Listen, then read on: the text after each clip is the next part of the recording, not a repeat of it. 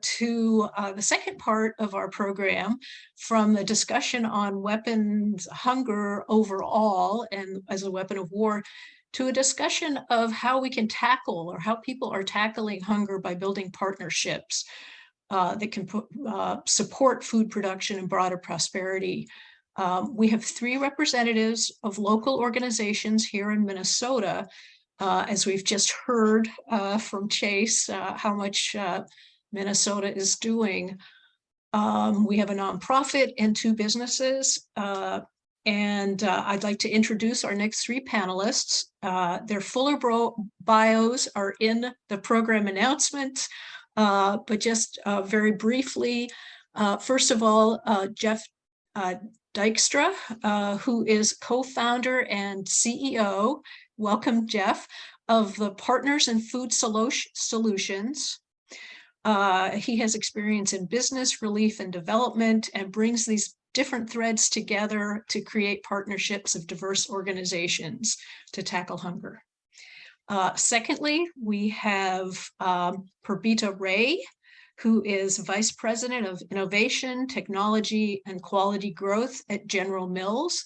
She's been volunteering with Partners in Food Solutions since this organization began over 10 years ago, and she serves on their board of directors. Likewise, we have Kojo Amu-Gottfried, who is president of Cargill's Cocoa and Chocolate North America. He serves also on the board of Partners in Food Solutions, also Books for Africa, and KIP, Minnesota, here, all local organizations. So welcome to the 3 of you. First, I would like to give Jeff the floor to give a short overview of Partners in Food Solutions, the nonprofit that you found. And after that, I'm going to ask each of the 3 of you some questions in turn, more like a round robin rather than each of you giving remarks. So thank you very much. Jeff, to you first. Yeah, thanks, Margot. Great to be here with you guys today. Great to hear from Chase and the good work that WFP is doing. So Partners in Food Solutions is a consortium of 7 of the world's leading global food companies, including 2 represented here today, General Mills and Cargill. These companies have come together to share the know-how and expertise through their employees as volunteers with small and growing food companies across 10 African countries. We do this because we believe, and we've now seen, that when you help a food company in Africa get better at what they're doing, a couple things are accomplished. One, you're creating markets for smallholder farmers. And on the other end, you're able to help produce more locally grown, locally produced food. Africa is still importing more than $40 billion of food each year. It's a continent that can feed itself. And ultimately, as the world population grows, as we reach 10 billion, likely by 2050, we're gonna need Africa to not only be feeding itself, but also feeding other parts of the world. So our work is harnessing the know-how and expertise of talented employees from these 7 companies, and then sharing that with these companies across Africa. To date, we've engaged more than 2,000 African food companies, several hundred of those in very deep, intimate ways. And so we're excited about the work that we get to leverage the private sector, working with entities like WFP. We help a number of their suppliers. Chase mentioned Plumpy Nut and RUTF. Rather than shipping that from France or from the US, we can help local manufacturers make that product on the ground and get it right to the people who need it most. So that's just a high-level overview of what we're doing, and great to be here with you. Thank you very much for that. I'm going to ask you one follow-up question. How have recent events like the pandemic, rising inflation, supply chain issues that we've been hearing about, and Russia's devastating invasion of Ukraine impacted the ability of your organization to help people, to reach people? Yeah. Well, the good news is our model has always been remote. So we have local staff on the ground who find these high potential companies and then package their challenges back to us, that we then tap into experts from our network of food companies. So we've been able to continue our work. That said, we have seen tremendous impact from all the things you mentioned. And if you imagine what we've experienced here in the US, here in Minnesota, and then multiply that, that's the reality for many of the countries where we're working, and food companies in particular. We were just in Zambia last week with our members of our board and visiting some of these clients and hearing firsthand that the ripple effects of things like fuel prices, being able to import the raw materials you need, whether that's packaging or other food materials like wheat that come from regions like the Ukraine. We're seeing that hit these companies, hit them hard. And ultimately that means higher price food for the people who can least afford it. So the knowledge and expertise that we're bringing, in many cases, the connection to capital that we're able to provide these companies is what's keeping them moving forward, keeping them on the cutting edge of being able to be more efficient, more innovative. All of our partner companies, General Mills, Cargill, have been dealing with this in their own way. And so the expertise is able to be shared onward with our clients across Africa. And these partners that you've just mentioned are continuing to support your program goals despite their own problems and their own issues. Yes, thankfully, they continue to step up. I think our model is tapping thousands of employees for an hour or two a week for a 3 or 6 month project. So for any individual person, it's not a heavy lift, but the collective impact of all of those experts coming together from around the world to help African food companies makes a significant difference. Thank you very much. Purbita, I'd like to ask you a question. Why does General Mills support an organization like this?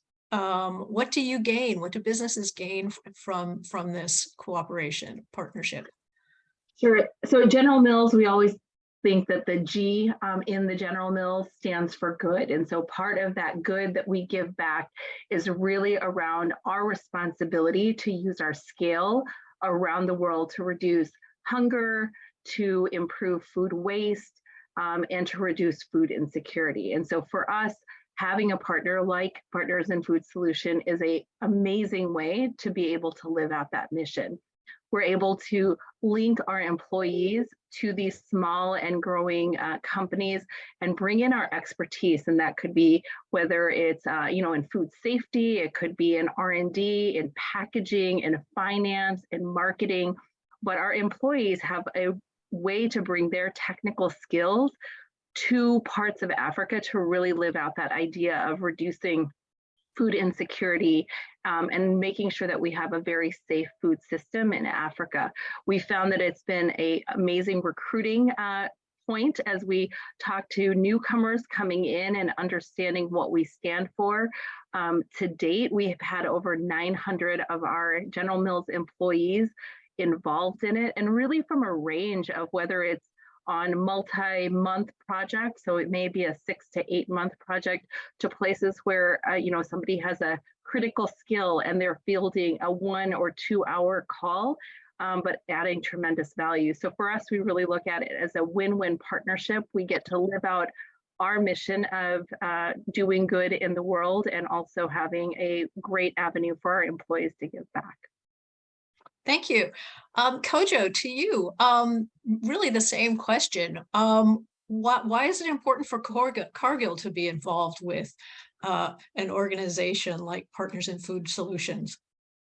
Simple answer, why not? But actually, when we look at our belief is in this space, no single company, government, initiative, or organization can solve these food security issues alone.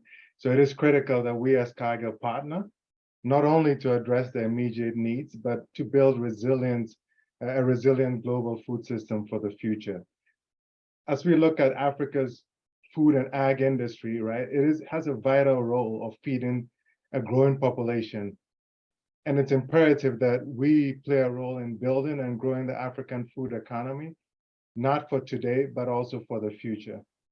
In addition, when we look at our purpose as Cargill, as being a place, nourish the world in a safe, responsible, and sustainable way, in order to do that, we put food security and building a resilient global food system at the center of the company's priorities. So when we look at our 157 years of experience in complex food supply chain systems, connecting the farmer to family tables, we just see working with PFS, bringing our knowledge, in this space to enable PFS to achieve its goals is quite critical. And that's why we lean in. And as Pobita also talked about, in terms of giving our employees the ability to learn about different challenges, to give back to challenges around the world, this is why we're so involved, and we see PFS as an important partner for us. Yeah, so it sounds like what you're saying is that not only are you feeling like you're making a difference in these countries, but you're also helping within your own company and developing different skills. So Jeff, I have a question for you. You're partnering with some of the largest food companies in the world. Is there a gain to be had from working with the food giants? Are you also working with smaller organizations? And has it been hard to get cooperation from some of these large corporations? Yeah, I think what's been really fun in this journey, this began 15 years ago, initially with General Mills leadership, for the reasons you just heard, wanting to leverage their expertise and know-how to make a difference. What we bring when we bring these 7 companies together is literally 800 years of collective know-how. That doesn't exist anywhere else. And I think each of our partner companies understand, as you heard, they know the value of what they do. And so the opportunity to share that in a part of the world that desperately needs growth in that sector, but to do that in a way that's actually additive to their employees. When we survey our volunteers, we know that they're helping create impact on the ground with these food companies. What we consistently hear is that they're also gaining skills, having experiences, learning from colleagues from other companies, learning from our entrepreneurs that they're helping. All of that creates a value add back to the partners. And so we have found over these 15 years, every partner that's joined us has stuck with us year after year through some ups and downs in the food industry. And I think that's because of their core values and because of what it means for their individual employees.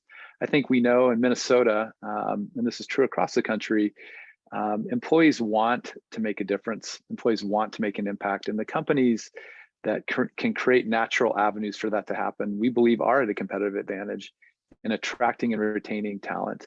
And then helping them gain the skills that are sometimes hard to gain in a big company.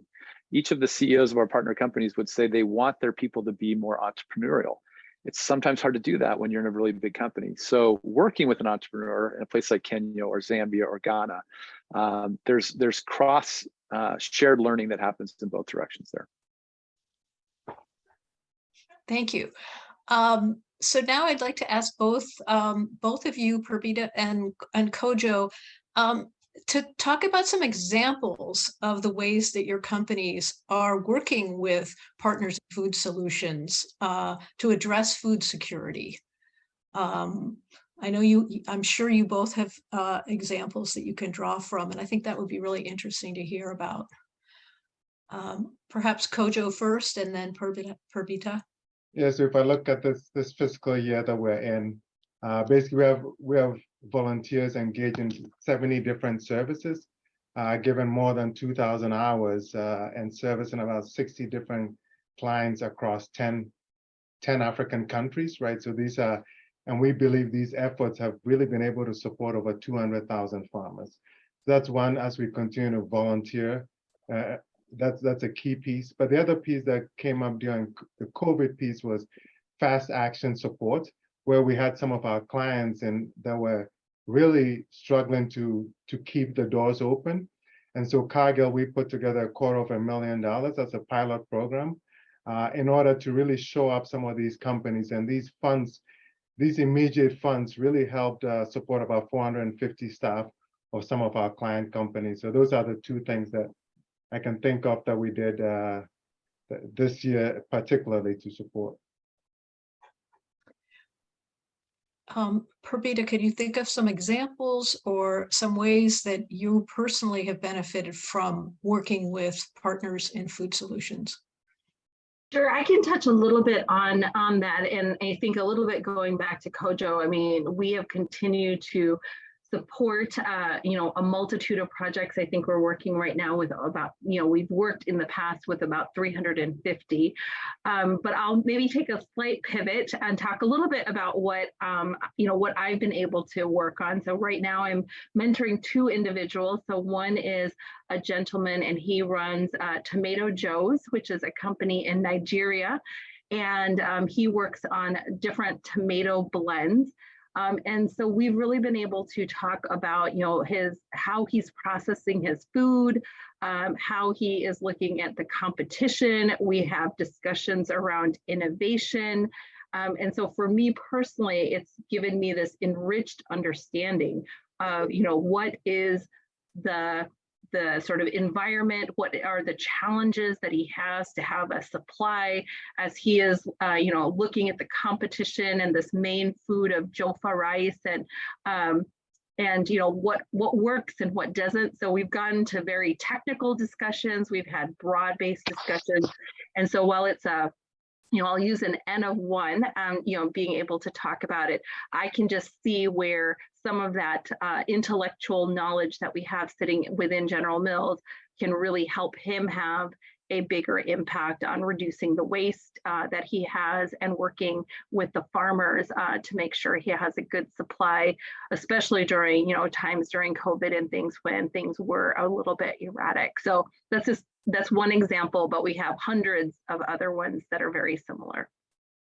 But I love the fact that you're both being very specific, and you've given, it's not general answers. It's actually, you're helping so many, hundreds or one person making specific decisions. And I think that that's where you can really bring the expertise at a broader level, and also at the very specific level. And also it must be very professionally for you, personally for you, satisfying, not just professionally satisfying.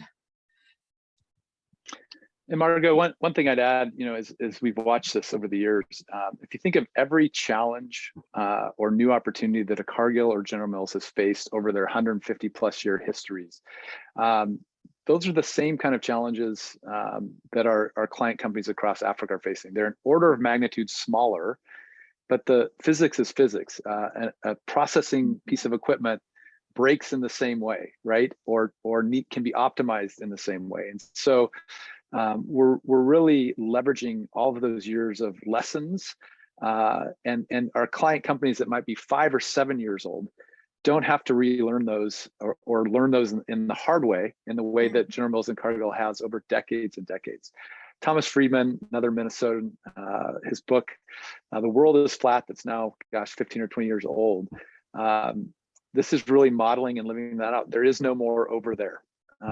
As we've all seen these last couple of years, we are impacted by what happens in every corner of the globe. And so oftentimes we feel the negative effects of this. Partners in Food Solutions is an example of the positive effect that a food scientist sitting in Golden Valley, Minnesota, can literally help improve a business in the eastern province of Zambia in real time. So that's the gift of what we get to see unfold. I think Roberta also hit on it. I think one of the things that's understated is also our impact, PFS's impact around food safety, right? Just even when you talk about aflatoxin, just food safety, just making sure that people are eating safe food. I think from a PFS standpoint, and just from the companies, really ensuring that all our clients have good food safety, good safety processes, even though in some countries it's probably not regulatory yet. So I see that as a huge impact as we want to continue to have safe food in Africa. Thank you for mentioning that, because that's clearly, we talk about food security. The fact that the food itself it's not just access to food, but it's access to safe and healthy food. So thank you for mentioning that. And Jeff, you kind of answered my next question, but I'm just wondering is, how does volunteering of your, partnering together across continents, people who have, necessary skills and similar skills, how does that work also in this whole area of food security? I mean, how can you develop, or how did you start working on that? Yeah.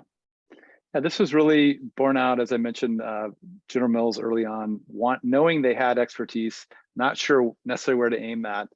And in the early days of this, we started finding these companies that had, analog issues, even though they were 8,000 miles removed. And because General Mills, Cargill, all of our partners had centralized R&D, it wasn't a stretch for them to imagine that, well, we already take problems from a business in Brazil, build a team in Minneapolis to go to work against that challenge, and then deliver that back. And they quickly realized that that was no different if that company was in Zambia or Kenya. So there was some prototypes within the businesses that allowed for distributed knowledge sharing. It was just a question of aiming that now at a different target, in this case, African food companies. So in a lot of the countries where we're working, deep talent, the entrepreneurs we work with are amazingly talented, but oftentimes don't have access to some of the same technical skills. So they might have a vision for a new product. They know there's a market for new product. They have the ingredients for new product, but they don't have a product developer.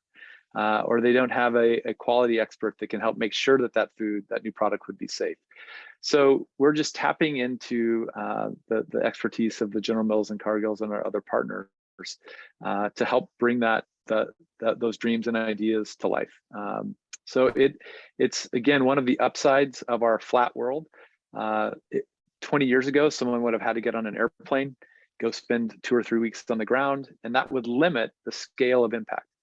When we can take an hour or two from thousands of people, aggregate that, and then have that pulled by the client. So we're not pushing anything. It's the client saying, I need this. We can operate at scale and really create significant impact. So you're acting as a global matchmaker in a way, needs and skills. How do you find these clients? Do they come to you? Do you advertise in the countries? Do you work in certain countries in the world that you've identified? And then I guess I'm just wondering how the organization, starts with identifying a problem. Sure. So it's certainly evolved over the years, but we now have staff that work for us that are food experts in their own right. They're people from the countries where they're working. They're high skilled. They would be hired by any of our partner companies. They're really our boots on the ground. In a lot of these countries, the food industry is unfortunately relatively small. So we know through our local staff who some of the high potential companies are. And then we make them aware of what we can bring. And then they really have to self-select and step forward. As I mentioned, our model works on pull. If you're doing remote knowledge sharing, you can't push that and probably shouldn't. So it's finding these high potential companies through our local staff, and then our local staff really working with them and listening to understand what are their challenges. We do see common issues again and again, so we're able to help get to some of those right problems. But then it's really based on what that client is wanting to do and where they're wanting to go that we then tap into the right pool of experts on this side. We've, over the years, added other services. We help, as I mentioned earlier, connect these companies to capital. If you have expertise but don't have the investment you need to bring that to life, then you're a little better off, but not fully better off. We place apprentices, so we hire local talent out of the local universities. We cost share that job into that company, and they become our boots on the ground as well to help implement. They're getting their first job, and that company is getting oftentimes their first technical experts. So a number of other things that we crowd into these clients, all designed to help them reach their full potential. Oh, thank you for explaining that. So Kojo and Purbita, how does your work at your companies, Cargill and General Mills, how does that inform your role as a member of the board of Partners for Food Security, Partners in Food Solutions? Sorry about that.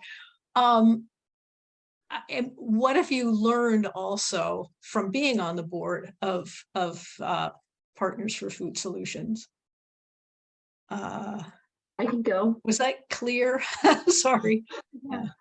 So I'll kind of break it into two parts, if that's okay. So first, for me, representing General Mills on the board, it's really, what Jeff and his team do are really is bring together, here's where we're trying to go, here's where the biggest need is. And for us to really reflect to say, where can we add our proprietary gifts as General Mills to really support those ambitions. So it could be either it's entering a new country. So what are the things we need to do to help support that? It could be, we were talking a little bit about food safety, where we were seeing this as a bigger need across multi areas, and really looking at we look at food safety at General Mills as something that we try and share broadly and openly, because we feel that all boats rise. And so here, we were able to provide our technical expertise around food safety. We were able to run training for different companies to come and, really skill up in their understanding of food safety, to build a HACCP plan, to talk about passing, World Health Organization audit. So really being able to understand what is the biggest need and how can we work to support that, either across multiple board, multiple companies to be able to deliver something like that, or something that we can go in deeper. For me personally, being on the board, I think has really made me a better global citizen. So I've just learned much more about the continent. I didn't really know that much before I started working in Partners in Food Solution. So understanding where the commonality is, as well as the differences, meeting incredible small business owners, some of them are on our board.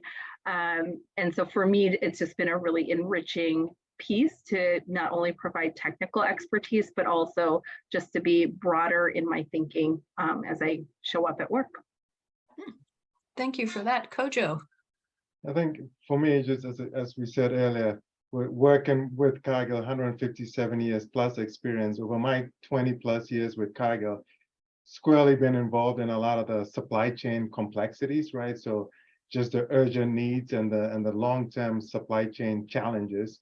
I think that's what I bring to the board. In addition, having locations in Africa. So we've got a couple of locations in the assets in West Africa, some in East Africa, and some in North Africa, and being able to bring those partner those offices with PFS's footprint on the ground, really ways where I think we can multiply the effect to our clients who are doing a bit of that. Personally, what I've learned from being on the board is relationships or partnerships works, right? It does, whether on a large or on a small scale. Having partnerships to solve a problem clearly works. And the last thing we've seen with some of our clients also is thriving clients boost the community. So when we help a client really develop a product, start a factory, they hire people, and it just helps the community. And we all know economic prosperity is the way that sustains, right? So being able to see that, how that works. Personally, being from Ghana, and in 1982, we had our food crisis, and I remember standing in line for bread with my family because we just didn't have any food. And at that time, Ghana was going through those crises. So when I see what PFS does in general around really building that resilient system for the supply chain, when I do go home once a year and I go to the grocery stores and I see local products on the shelf, it is a testament of the work that PFS does to show all this up. And as most of you, I think Chase touched a little bit on that, as countries can build their own local system, they rely less on imports, which indeed also helps their foreign exchange situation. So that's what I've learned, that it does work, and concepts like PFS can help change an economy, can help change a community. Thank you very much. Does each of your companies, are there other ways that that we haven't just discussed through PFS, that your companies are addressing food security, either locally here in Minnesota or globally? So absolutely, with General Mills, we work very closely with Feeding America, Second Harvest locally. We also do a lot of donations. We contributed about 41 million meals to across these different partners. We also are really focused on ensuring that children are getting access to nourishing meals, and so we support about 1 million different kids to ensure that we're able to do that. And then we're also looking at a lot of different ways to eliminate food waste. And so using Feeding America's Meal Connect platform, we've been able to recover about 3.1 billion pounds of food since about 2014. And so lots of different ways that we work hard to go against that mission around reducing hunger and reducing waste and ensuring we reduce food insecurity. Thank you. Kojo? On the Cargill front, they're definitely doing a lot of work. So I think I'll just highlight a couple of them. Over the past 6 months, and Chase talked a little bit about this, over the past 6 months, we've reopened the food corridors that reconnected the supply chains around Eastern Europe, right around the Black Sea. So that's one to help indeed make the products flow. We have past year had about 1.4 million farmer trainings across the globe in terms of really sustainable ag practices that will help protect crops and increase productivity. When we look at Ukraine specifically, we allocated about $55 million to support our Ukraine colleagues and humanitarian efforts in that region. And in that case, we also partnered with a lot of NGOs, food banks, and employees chipped in to help. We do a lot of partnership with TechnoServe in Africa. And then we have a lot of partnerships in the US. I think one of the highlights that's probably made a lot of the news was in North America specifically, was around the US baby formula, right? So Cargill really played a key role here in advising the White House in the baby formula shortage, and what are the critical ingredients that Cargill needed to make sure were available to our customers to make sure that we could get baby formula back, that supply chain back running. We have a lot in North America working with Feed America.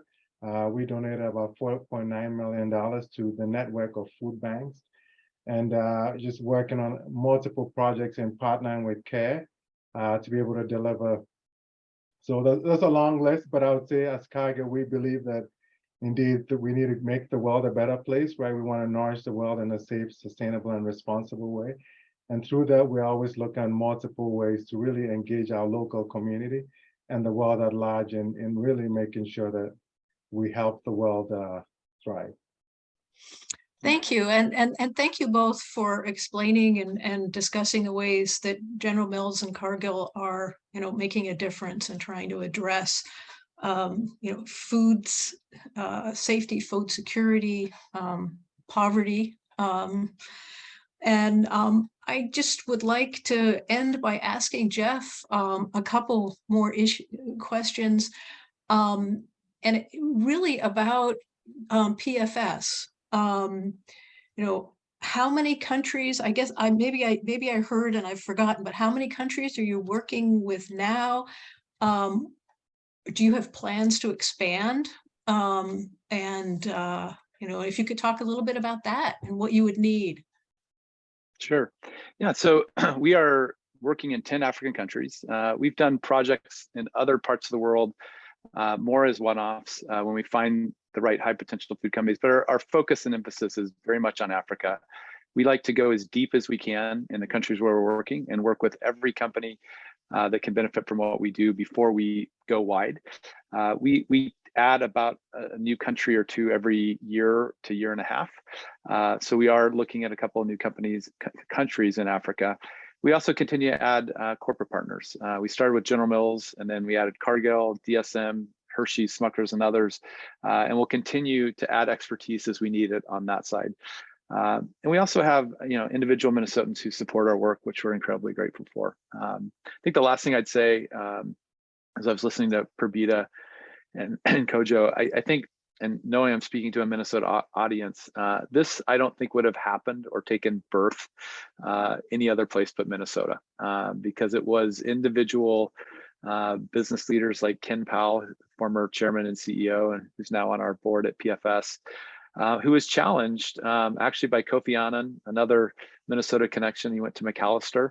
After he was Secretary General of UN, they bumped into each other, and Kofi challenged Ken to do something on this issue. And I think a lot of CEOs might have gotten that challenge and parked it, especially Ken was 3 weeks into his tenure as CEO when he got that challenge. But Ken came back, pulled together a group of leaders, just like, Kojo and Perdita, and said, we should do something. And I think that's the piece that to me is uniquely Minnesotan, that is action oriented, that has businesses that truly at their bedrock level have values that go beyond just bottom line. And so we're incredibly grateful for not only the 2 companies here, but all 7 of our partner companies. And again, the Minnesota roots that make PFS possible. Well, thank you very much. And thank you all 3 of you for this discussion. And I wish you good luck in the future, both in your individual, the individual work that you're doing and also through PFS. So thank you very much. And at this point, I'd like to switch back over to Tim Odegaard and Global Minnesota. Goodbye, everyone. Thank you, Margot, for doing a really wonderful job moderating the discussions here today. Thank you to Jeff, Perdita, and Kojo as well, and Chase prior to them. And Jeff said it better than anyone, just how uniquely Minnesotan this response is, and the amazing support that our community, our leaders, our political leaders, our corporate leaders, how important they've been in this fight against food insecurity. To wrap things up here today for our discussion of World Food Day 2022, we will continue this theme of what great Minnesota support is taking place here in addressing food insecurity by inviting John Guttery, Senior Vice President of Enterprise Initiatives at Ecolab, Inc., to talk about the great work that Ecolab is doing in this area as well. So John, if you'd like to join us here, we can talk a little bit about what Ecolab's role has been. And I think Thank you very much. Thanks, Tim. What a wonderful discussion already. I'm really proud on a couple of levels. One, to be part of it, but and to be invited by Global Minnesota, an organization with whom I've worked for a long time, and proud to have been a board member with them. But also as a corporate citizen here in Minnesota, it's just incredible how many wonderful brands and companies doing really good work in this critical area. And Ecolab is really honored to be part of that. So thank you for inviting us, and thank you for sharing the time and sharing the curiosity during such a critical moment in the world. So, thank you, John. Are you able to share your video? Yeah, absolutely. I thought it was being turned on by you guys. There we go. There you are. Good to see you, John. And again, thank you. I mean, we know that you have a very personal connection with Global Minnesota, having served on our board for the past 6 years, I believe. Correct. Yeah. And it's been a wonderful organization. Go ahead. Well, we appreciate your support and, of course, the ongoing partnership that we have with Ecolab. But right now, I guess I will turn this over to you, and we've got some slides to share as well. So, thanks, as you John. pull those up, the conversation has been fantastic. I mean, I'm so glad just to be able to follow along, and again, honored to be part of it. Ecolab, for those of you who don't know us so well, I'll just briefly introduce our company. Everything we're talking about today is right in our wheelhouse. Anything that has anything to do with safe food, clean water, healthy environments, we're very interested in it, and we'd likely touch it and work to improve it and make it as sustainable as possible. So this is a conversation that's near and dear to what we do every single day, and highly aligned with our values. One of the questions that comes to mind as I listen to the conversation unfold, and the last group started to touch on it there, which is a great tee up. Question I would have is it food if it's not safe to eat? So is it nutrition or nourishment? Is it food if it's not safe to eat? And that's really where Ecolab gets involved. We play throughout every element of the food system. So from where things are grown, raised, then onto production, processing, packaging, shipping, distribute, and then selling and serving. That's where Ecolab plays. So everywhere that your food has started, to your mouth, to your body, Ecolab is involved in making sure that it's safe. And some of the things that we touched on this morning around food security are extremely important to us and show up in the way that we innovate, the way that we think about big problems that we can help solve, how we can make the world better. So considering food waste, considering how food waste impacts food security and the availability of food, that's really, really important to us. And we will play in those areas throughout the food chain. One of the things that I'm working on right now, which is super fun and stimulating, I work with a couple different organizations in Minnesota that are involved in agricultural areas, food production areas, all part of the greater MSP. Many of the companies that we have with us today, greater MSP economic development effort. Imbold is one of those. There are others. Oury is a research institute that I'm involved in. Global Minnesota, highly involved in a lot of this stuff. And so much of my day-to-day work is in and around what we're talking about today. And on behalf of our company, I'm here just to talk a little bit about this theme around food security, food safety, and how we create a cleaner, healthier environment for everyone, and one that is inclusive for everyone. So next slide, please.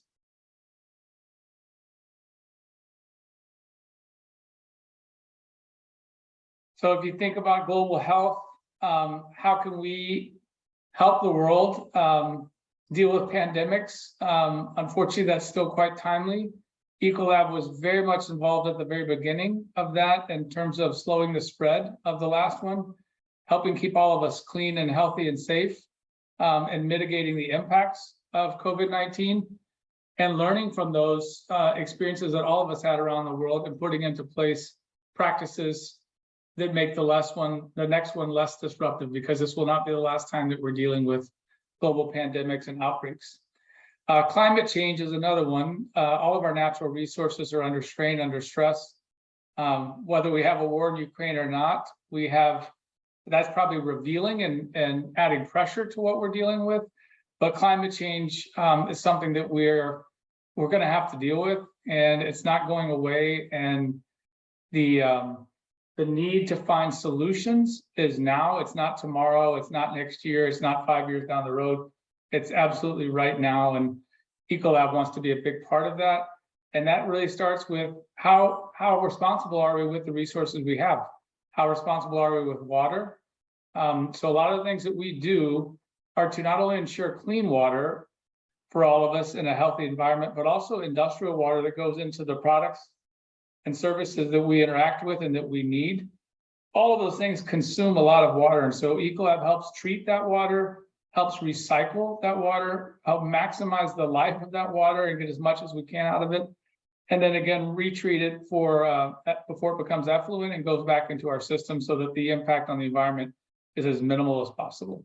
Those are some of the things that we're doing with regard to helping the sustainability of our Earth, our planet, and for future generations, and dealing with the effects of climate change that are already upon us. In terms of demographic shifts, that's one of the things I was thinking of at the very beginning of the conversation around food security. We not only have more people, which means a bigger demand on the resources that we do have. It's unequal, it's asymmetrical, it's disproportionate. And one of the things we learned at Ecolab over the last 100 years of our existence is, as a market, as a geography, a country starts to move along the economic advancement continuum, the needs of the citizens change, and the interaction with natural resources, whether it be water or food or agriculture, whatever, also change. So we find ourselves often getting involved at some of the basic levels around food production that's essential, and then growing with the advancement of the economy into more sophisticated goods. And that's something that's been actually really good for our company because it allows us to innovate along that maturation curve. And so natural resources are interacted with and consumed as economies, as countries, as societies evolve. And we're seeing that around the world. The needs of our diets have changed. So the needs of people around the world are different than they were 100 years ago, even 50 years ago. And so what you have to do to keep proteins healthy and safe is not the same as what you have to do for plants. So those are things that Ecolab does, is grow with that, innovate with that, work with some of the partner companies that we've heard from today, and with research institutes to do a great job dealing with that and dealing with shifting times. And we're hopeful that there'll be many more of those. You know, the need for sustainable proteins is right upon us. Cargill's a big player in that area, and we'll be there as well, learning how to deal with that, learning how to keep that processing going and keep it clean and healthy. We are very, so that covers the diet trends. The element of our model, our business model, has been not just augmented, but really amplified by digital innovation and digital evolution. Our model is really around innovating around the customer's needs. So that means spending time close to the customer, understanding what they're trying to achieve, how they're trying to serve their customer, and how we can help them do it better. That means developing a lot of expertise along the way, in addition to the innovative products and services. How does that expertise interact with the customer at the moment of truth? And digital has allowed us to speed that up, almost bring it really in real time, and in some cases, even with artificial intelligence, be anticipatory about that. So as technology grows, as digital innovation grows, so grows our ability to work with customers, to work with industry, to deal with big problems like food security, like climate change, like water conservation, responsible usage of water. So those are things that we really look to in terms of big mega trends, and things like this Techstars Farm to Fork program that I mentioned before. That is really about Ecolab getting involved. Cargill has been involved with us in that space as well, to attract digital entrepreneurs that are working to disrupt elements of the food system in a positive way. So where are there things along the food chain that are not being done well enough, that are ripe for disruption or innovation? How can we learn from or along with those entrepreneurs? And how can we create an environment where that learning and the application of that learning moves fast? So those are things that we're working on at Ecolab, and things that I'm having a lot of fun doing. And we, on behalf of Minnesota, the big goal is to attract more of that kind of talent, that entrepreneurship, that innovation, and food system pioneers to the Midwest, and particularly to Minnesota.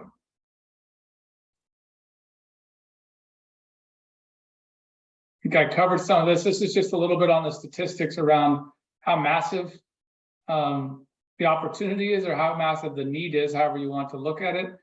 And then things that we've talked about at the beginning and kind of been a thread throughout these geopolitical crises, may not be an everyday thing, but they are inevitable, and they will be disruptive. They are disruptive, and they have massive impacts on societies around the world, on the supply chain around the world, and on the ability of the world to continue functioning and providing for one another. So these are things where the word resilience was used a couple of times. Having a resilient food system and a resilient supply chain and a coordinated effort, or at least a shared ambition to take on things like food security, is not just good for the planet, it's good for each of us. It's good for each of us here in the United States, right here in the Midwest, but it's good for all of us around the world and for the future of the world. Next slide.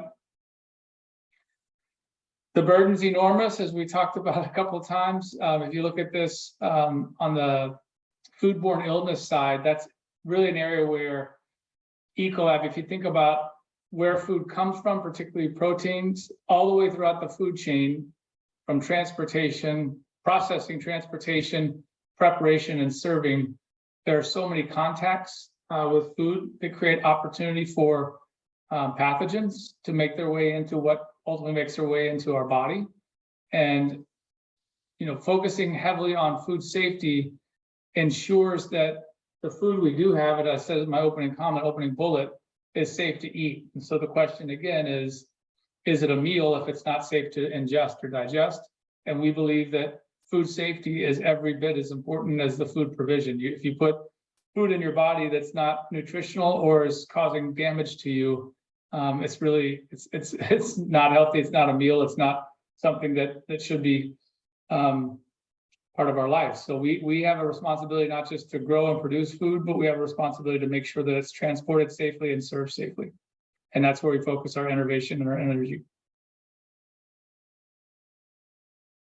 So trends in food safety, and we participate in a lot of different boards. We not only influence through boards, through private companies, through partnerships with some of the companies we've heard from today. We also work on legislative issues, research issues. And then these are kind of the big blocks, and some of them are the holy grails, this track and trace from farm all the way to fork and ensuring safety, reliability, and healthy provision of food. That's ultimately what companies related to the food industry and the ag industry want to be able to provide. If we can provide that on a regular basis, on a sustainable and dependable basis, we're well on our way to solving some of the world's biggest challenges. And so we do a lot of work on working with innovative companies, whether it be in software, whether it be in a mix of software as a service and hardware, whatever it may be. We want to find ways to deliver those solutions faster, more reliably, and be able to talk about where does the food come from, what has touched it, what has it interacted with, when it comes to your plate, is it safe to eat, and what is it providing you? And the digital innovation, the capabilities that are coming out these days allow us to accelerate that and certainly take big leaps forward in terms of this continuum. The next, yep. So that talks a little bit more in detail about the continuum, but this farm to fork program that we're involved in, this shows a little bit about where we touch the food system. That is basically a representation of the food system, and where innovation can touch it, and where digital innovation can touch it, and where we want to play to make things better. Ecolab has businesses in every single one of those areas. So we have a financially vested interest. The sustainability of our company is dependent upon innovating and doing a better job in each of those areas. And our values say that that's where we want to be. We want a better planet. We want a bright future for the next generation. And we want to protect what's vital to the world. And what's vital to the world would be things like food, water, and the environment at large.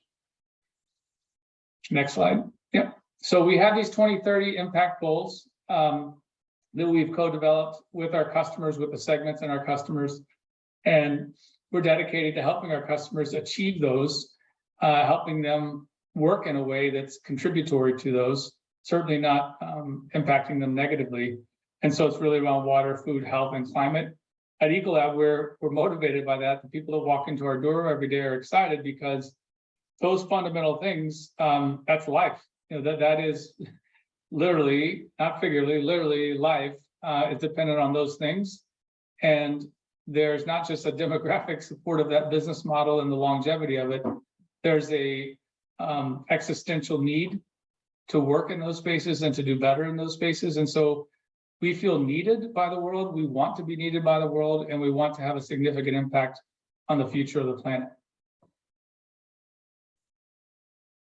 A few quotes here. I'll give you a second to read these, but it's reinforcing a lot of what we said or what we talked about today.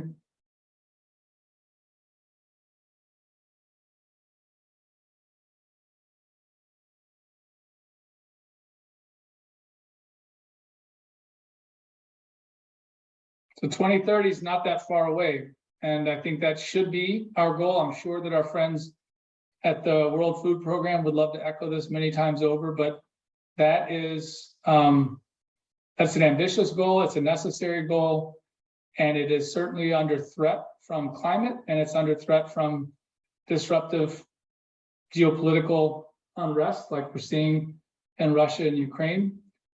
And so the need is only growing. It's growing in intensity, it's growing in size, and it calls on all of us, big privately held industry and publicly held partnerships. I want to thank you guys, and I'm looking forward to some good Q&A, and I'm looking forward to more good discussion. This has been fantastic.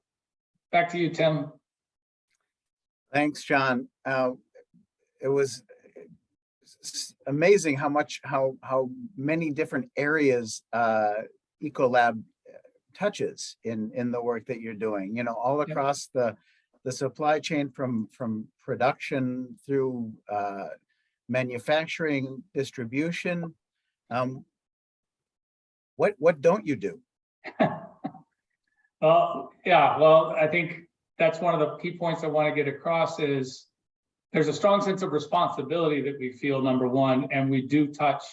When it comes to food and water, we're going to touch it throughout the value chain.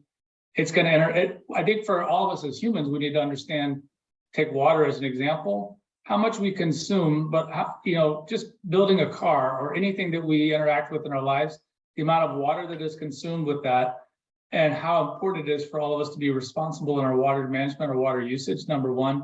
And then with regard to food, it is a precious resource. It is scarce. Things do disrupt the food system. And it's not just about the provision of food, it's about the provision of safe and healthy food, because we've seen what happens when the world gets sick and it's not good, and we can interact with food that does make us sick. And so I think it's both of those things. And to answer your question, which is a great question, I wish we would be asked that every time, is what don't we touch? You know, we used to have a slogan that's everywhere it matters. It sounded arrogant when we said it, but it's relevant. We focus on other things now about protecting what's vital, but I think that's just basically the same thing.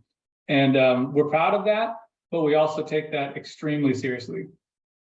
Well, and I appreciate, you know, you're really bringing into this discussion the issue of sustainability, which is really critical, and especially in the areas of water, which you're so deeply involved.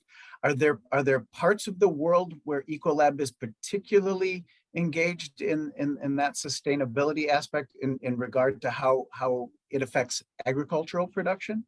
That's a great question. So not directly on the ag side, although I would say this, all of the things that come out of ag, whether it be proteins or plant life, they also need to go get processed. And in being processed, there's typically a large consumption of water. And then there's also things around water, keeping them safe to eat, but also the longevity of produce or longevity of proteins so that they don't spoil, which causes, you know, basically would mean the water that you've already used is going to waste. So that's something that we're conscientious about as well. So then I would say on the other one is we know that where areas are going to be successful feeding their people, they're eventually going to get into more advanced layers of the economy, which means industrialization of the economy. And so instilling good practice and instilling a conscious mind about the sensitivity and the scarcity of water needs to start very, very early. It can't wait until, you know, human beings are already starting to change their habits or their needs or their demands. And so those are things that we also believe we feel a responsibility for education and working closely with government. I mean, you guys, we've worked with you guys. We've had some great visitors that have come from around the world that are in, let's say, water scarce areas simply because of the climate. And they've come to learn how can Ecolab and how does Ecolab help companies, particularly with industrial water, be more conscientious about the usage of it, more conservative in the usage of it. And so these are all components of responsible interaction with our planet and with the limited resources we have. In societies, you get what you get, what Mother Nature has given us, and you're not gonna reproduce a lot of that, not yet anyway. And so learning how to be really responsible and viable with the resources we have, I think is the first step. And I think that kind of forward thinking and that really clearly and expressed commitment to that is one of the reasons people around the world really view Ecolab as a partner Thank you. in these efforts. So, John, thank you so much for joining us today. Thank you for Ecolab's leadership in ensuring the safety, sustainability, and abundance of the world's food supply. We're really proud to have you call Minnesota home, and thank you for being a part of Global Minnesota as well. Thank you guys, and thanks for all the great colleagues that shared the panel with me today. It's been fun. Thanks, John. And that brings us to the end here of our World Food Day 2020 program. As John showed, Minnesota companies like Ecolab are really leading the way in these efforts, and we would say other companies, as we saw today, such as Target, General Mills, Cargill. We thank them for the work that they're doing in addressing food insecurity as well, along with organizations like Partners in Food Solutions, the World Food Program USA. And finally, just like to thank all of our Global Minnesota members who make important discussions like this possible. So thank you all for joining us today, and we look forward to seeing you at future programs. Thanks.